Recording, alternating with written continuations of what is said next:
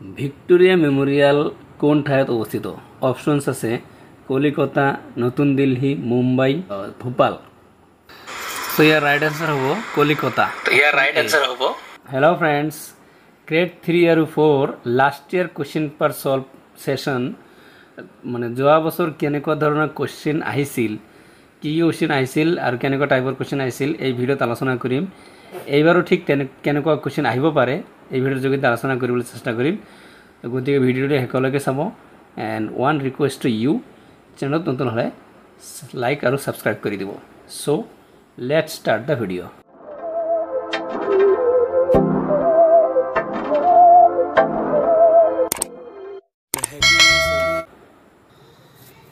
ইয়াত চাওক, ডিচেম্বৰ 2021 বৰ্ষত অসম বৈভৱ বঁটা কোনগৰাকী ব্যক্তিক প্ৰদান কৰা হৈছিল?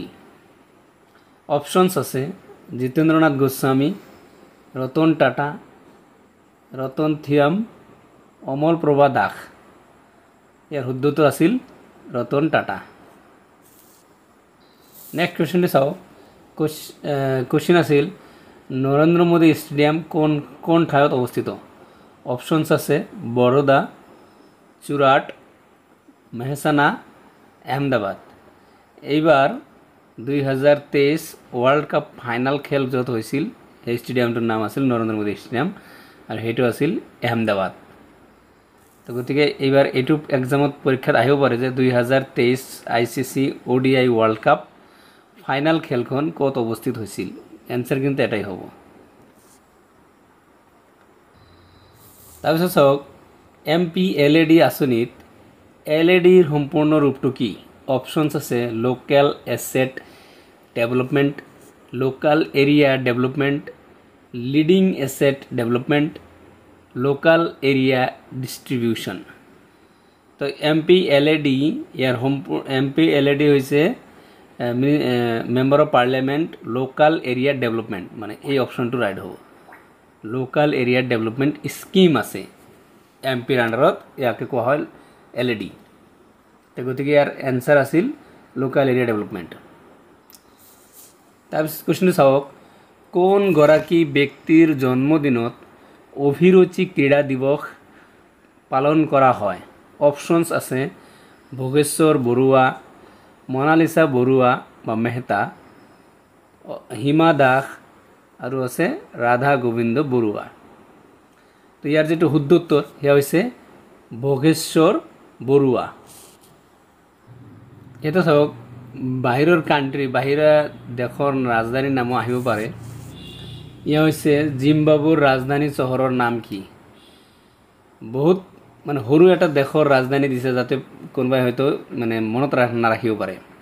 অপশ্যনছ আছে নাইৰবি, হাৰাৰে, কাইৰো আৰু হৈছে খাৰ্তুম।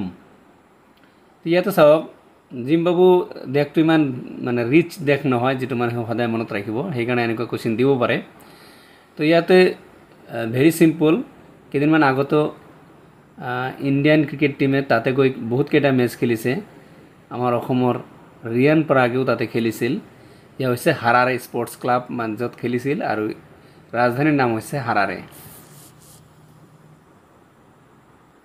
পিছৰ কুৱেশ্যন চাওক, প্ৰত্যেক ক্ৰিয়াৰে এক আৰু সমান বিপৰীতমুখী প্ৰতিক্ৰিয়া থাকে, এই শীৰ্ষক পদাৰ্থবিজ্ঞানৰ সূত্ৰটো কোনে আগবঢ়াইছিল? হয়, আপোনালোকে যিবিলাকে প্ৰত্যেকজনে ক্লাছ 10লৈকে পঢ়িছিল নিশ্চয় 9 বা 10ত এই বস্তুটো পাইছিল। এইটো হৈছিল নিউটনছ ল, আৰু নিউটনৰ তৃতীয় গতিসূত্ৰ আছিল এইটো, থাৰ্ড ল। তো ইয়াতে নিউটন ক'ত আছে? অপশ্যন চি আছে ছাৰ আইজাক নিউটন। প্ৰত্যেক ক্ৰিয়াৰ সমানতে বিপৰীত প্ৰতিক্ৰিয়া সমান থাকে যে, ইয়া মানুহে কথাত উদাহৰণো দিয়ে।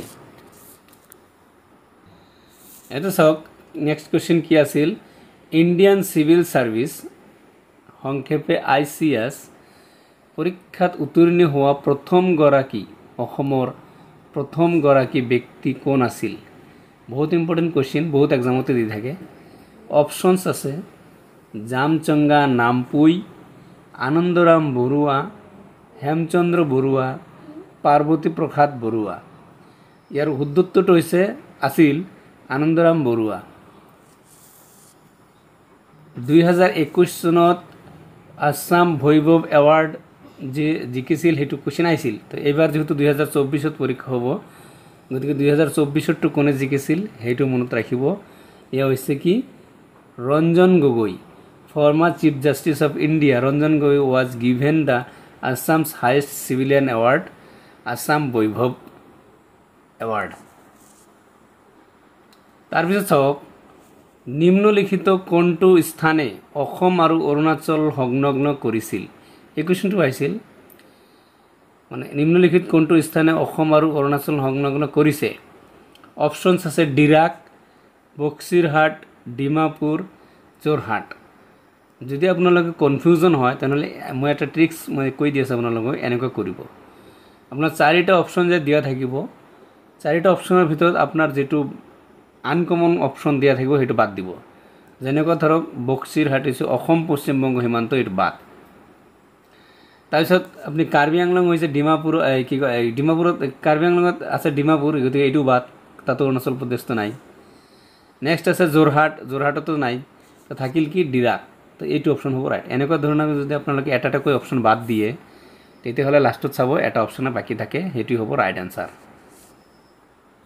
So friends thank you for watching the video হৰু কৈ সেশন কৰি আলোচনা কৰিম যাতে আপোনালোকৰ মনত থাকে আজিৰ ভিডিও ইমানতে শেষ কৰিছো নেক্সট ভিডিওত আৰু কেইটামান কোৱেশ্চন আলোচনা কৰিম লগতে মই অন্যান্য সিৰিজো চলাই আছো হেবিলাকো চাবলৈ নাপাহৰিব যেনেকৈ হৈছে reasoning ability mental aptitude test এবিলাকো চলাই আছো অন্যান্য সোশ্যাল সায়েন্সৰ কোৱেশ্চনো চলাই আছো এবিলাক চাব সো ভিডিও চোৱাৰ কাৰণে ধন্যবাদ চেনেলত নতুন হলে সাবস্ক্ৰাইব কৰি দিব থ্যাংক ইউ সো মাচ